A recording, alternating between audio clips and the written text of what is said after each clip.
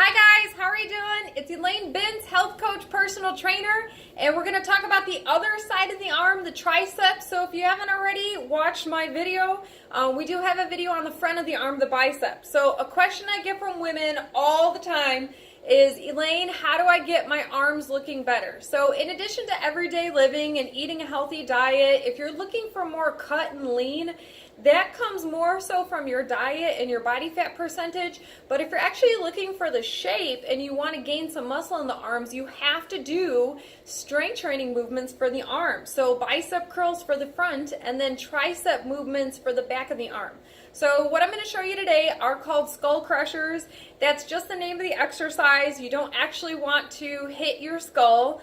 So today I'm going to use the weights that I use for biceps because in strength and conditioning terms, you want to have a 1-to-1 ratio in strength from the front of the arm muscle to the back. So what that means is if you're able to do 15-pound dumbbells with the front, the bicep muscles, you should be able to lift 15 pounds with the back muscle, the tricep muscle. So you want a 1-to-1 ratio. If you're lifting like 20 pounds with the front and you're lifting 12 or 15 pounds with the back of the arm, you're creating what's called a muscle imbalance, and you might have some discomfort in the elbow where those muscles insert, or at the bicep muscle, which starts up at the shoulder, and then the tricep at the back of the scapula, you might have shoulder problems.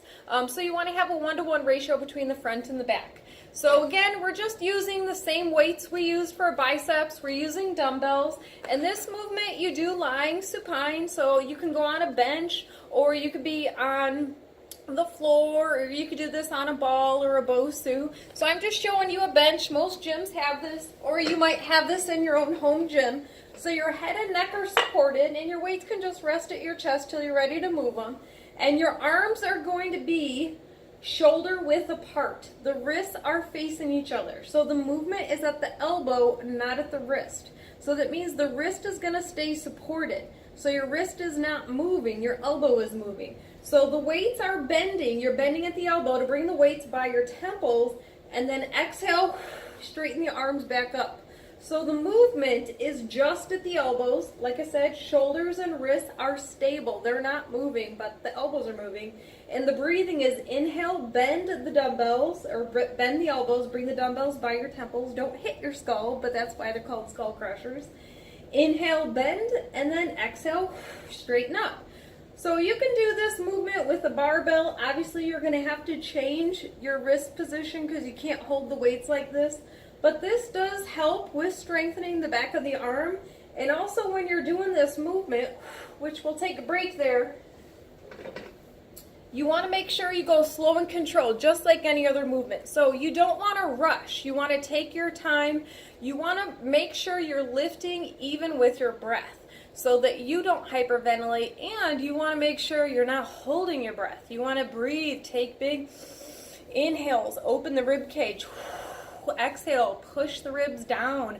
Push the ribs down so you get rid of all that stale carbon dioxide. Get rid of that excess air. So please keep posted for other exercise and tips. Keep asking me the questions. Arm movements, just like any other body part, you can lift every day. You can definitely lift 2 days in a row, but you want to do different muscle groups on different days. So say, for example, you did legs yesterday, then you could go ahead and do arms, biceps, and triceps today, but you don't want to do the same muscle group 2 days in a row. All right, thanks guys for the questions. As always, keep asking me stuff. If you want to start with doing arms, you might want to start with 8 or 10 repetitions. A repetition is every time you move. It's 1, 2, 3. That's how you count repetitions. And then maybe take a minute or two rest or move on to another movement. Maybe do a balance exercise or core exercise, or if you're doing a total body workout, it would be great to do an upper body exercise followed by a lower body exercise for your rest in between your sets. And then if the weight is too light, just go up. If 15s are too easy on your second set, try 20s. And that's how you get stronger, is by continually pushing yourself to lift more. All right, thanks guys. Keep up the great work and keep asking me questions. Have a great day.